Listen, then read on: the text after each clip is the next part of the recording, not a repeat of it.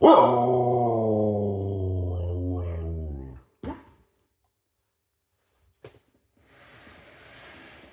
Viens mon loulou. Là, Loki. Loki, viens. Viens mon bébé.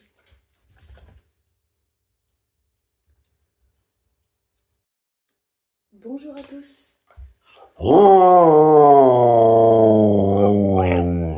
Loki, je lui dis bonjour également.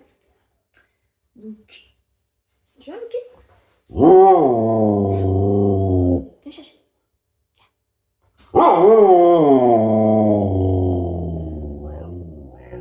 Donc, on vous retrouve avec Loki ce matin pour une toute ouverture d'une nouvelle chaîne.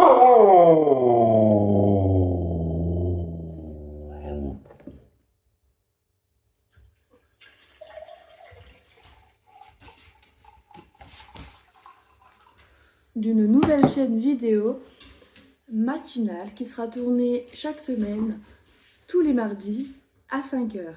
C'est le rendez-vous du jour pour le Café des Huskies. Donc en fait c'est une chaîne qui va être lancée pour parler tout particulièrement des Huskies de Sibérie et évoquer en fait les sujets principaux que vous pouvez me communiquer par commentaire pour répondre à mes abonnés et puis pour répondre aux besoins de chacun en fonction de son chien. Donc aujourd'hui on va parler du Husky de Sibérie et tout particulièrement de Loki, mais de ses ancêtres. Donc il faut savoir que les Huskies de Sibérie, je vais mettre un petit peu de lumière parce qu'il est 5h du matin et j'ai préparé mes notes. Donc j'aimerais bien que Loki soit sur la vidéo, mais là il préfère jouer avec tous ces petits doudous. Donc d'ailleurs si vous voulez ranger vos petits doudous, moi j'ai cette boîte que j'ai déjà présentée dans les vidéos. Et dedans en fait j'aurai tous les jouets du chien. Et là il va venir le chercher, ça lui permettra de le voir un petit peu son temps. Viens chercher. Il attend ce que je le lance, mais je le pose simplement pour que vous puissiez voir sa petite boule. Voilà. Et en fait les petits jouets ils peuvent être rangés directement dans le panier, ce qui permet une liaison très ordonnée. Donc si avec un chien c'est toujours compliqué. Là derrière il y a la petite peluche de Lucky. Donc là sa petite peluche Husky. Et je vais en profiter pour la mettre sur la vidéo. Donc du coup, là on va parler des origines du Husky de Sibérie. Donc je vous souhaite la bienvenue sur la chaîne, il y a déjà d'autres vidéos, pensez bien à vous abonner. Et ça y est, on va commencer. Donc pour Loki, on a appris d'après des sources historiques. Je crois qu'il n'est pas très d'accord qu'on lance la chaîne, donc on va peut-être abandonner l'idée. C'est parce qu'il peut pas être la star. Loki, est-ce que tu as quelque chose à ajouter ce matin pour la vidéo?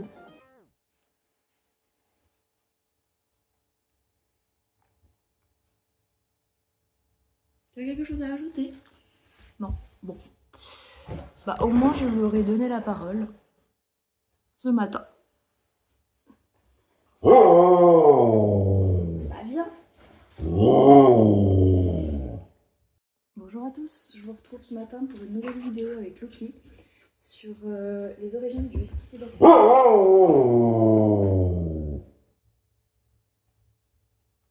Viens, saute. Allez là. Saute. Saute. Allez. Viens. Donc Loki, en fait, c'est un husky sibérien. Viens là. Non, c'est là. Saute. Voilà. Donc, c'est un husky sibérien. Il est né dans la tribu de Sibérie, Shishokshi. C'est la principale développeuse de la race. Et en fait, cette tribu, elle se situe en Russie. Pendant plusieurs siècles, le husky sibérien, il était utilisé pour chasser la nourriture et les transporter jusqu'au campement. Aussi, en fait, c'était assez utile d'avoir un husky de Sibérie pour les enfants et les femmes qui vivaient en Sibérie. Les huskies étaient en fait principalement utilisés pour tenir chaud aux enfants et aux femmes pendant la nuit. Ah si. Ensuite, en fait, on peut savoir que le husky, selon sa queue, on peut savoir beaucoup de choses sur lui s'il est en confiance ou s'il est plutôt stressé. Donc en soi, les Chukchi, ils prenaient soin du husky.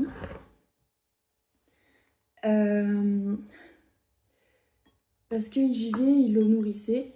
Et en fait, sa grande confiance, elle les poussait à dormir avec lui. Mais le husky, il faut savoir en fait qu'il est fort et musclé. Ils sont de taille moyenne à grande et ils savent s'adapter à plusieurs situations. En Alaska, ils ont utilisé les huskies pour tracter de la nourriture. Mais aussi, il y a dans les années... on va recommencer. Bonjour à tous, je vous retrouve dans une nouvelle vidéo qu'on vient de créer avec Lucky. C'est la chaîne Husky Café. Donc tous les mardis à 5h, c'est le rendez-vous à pas louper pour les huskies de Sibérie et les infos. Aujourd'hui, on va parler des origines du husky de Sibérie. Donc les huskies de Sibérie, en fait, ils sont nés dans la tribu de Chukchi. C'est la principale développeuse en fait de la race husky qui se retrouve en Russie. En fait, les Inuits, les Esquimaux, ils utilisaient le husky principalement pour transporter la marchandise, mais en fait, ils avaient une telle confiance en les huskies qu'ils les nourrissaient et ils dormaient avec eux. Donc, en fait, les enfants et les femmes, elles dormaient avec les huskies pour pouvoir se tenir chaud la nuit. En fait, faut faire attention avec les huskies parce que si on ne connaît pas la race, on peut l'adopter et finalement le rendre malheureux.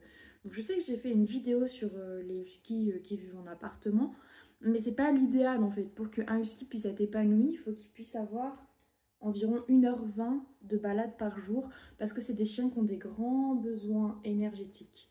Donc ça peut pas être un chien de salon, ça peut pas être un chien qui sort peu et ça peut surtout pas être un chien qui vit en jardin ou qui vit en appartement.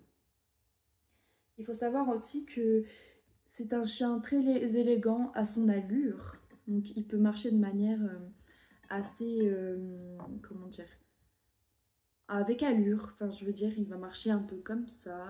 Enfin Lucky, vous avez déjà vu dans certaines vidéos, il a une allure assez gracieuse. C'est un... Aïe, Lucky, ça c'est non.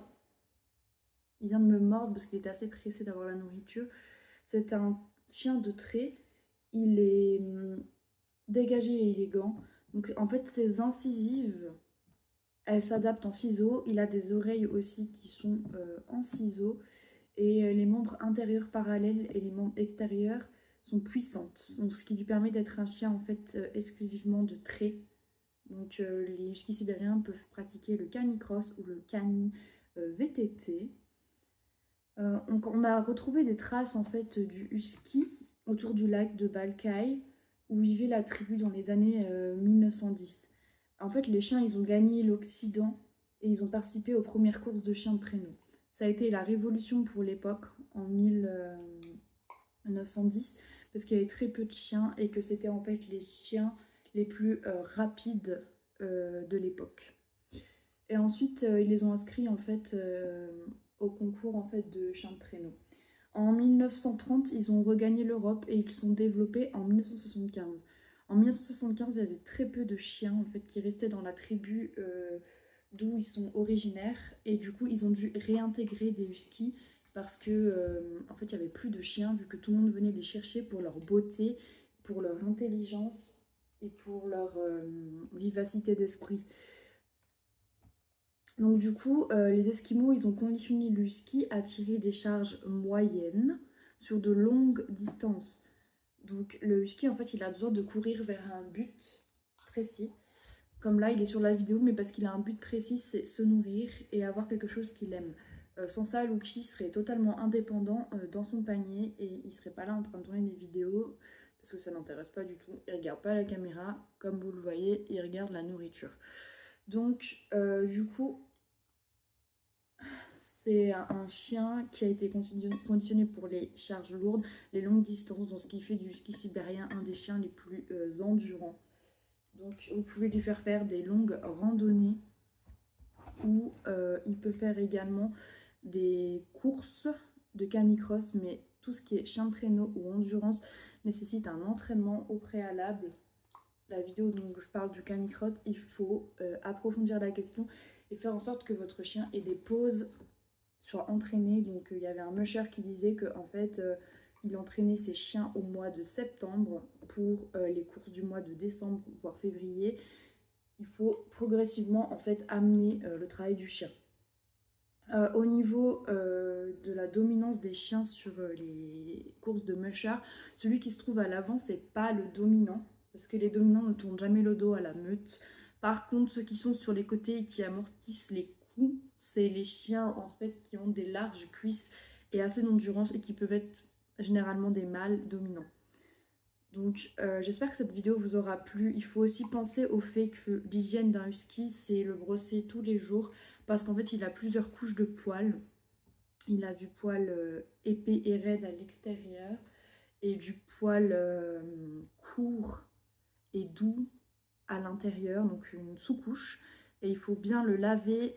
Il préconise une fois tous les 2 mois. Moi, Lucky, je le lave jamais parce que comme vous avez pu voir dans mes shorts, il se lave comme un petit chat, mais normalement il faut bien laver le poil du husky parce qu'il se salit très vite. Et au niveau de la nourriture, il faut qu'il ait une bonne hygiène de vie, une bonne nourriture, préférence adaptée sans céréales. Voilà, ce sera tout pour moi sur en fait les origines du husky de Sibérie et les traitements en fait et l'entretien d'un husky de Sibérie. Oui, c'est un effet de mode parce que c'est un beau chien qui peut avoir les yeux verrons, marron, bleu, qui a un beau poil et qui est très intelligent, mais il faut savoir s'en occuper et ça c'est vraiment la base. Adoptez pas un chien pour qu'il soit malheureux, adoptez un chien surtout pour l'épanouir parce que vous êtes le seul à pouvoir le faire. En tout cas, je remercie les 600 abonnés et puis je vous dis à bientôt dans le café de Lucky. Et puis je vous souhaite une belle semaine. À tout bientôt. Ciao ciao. La patte. La patte. Patte. Au revoir. Tiens le.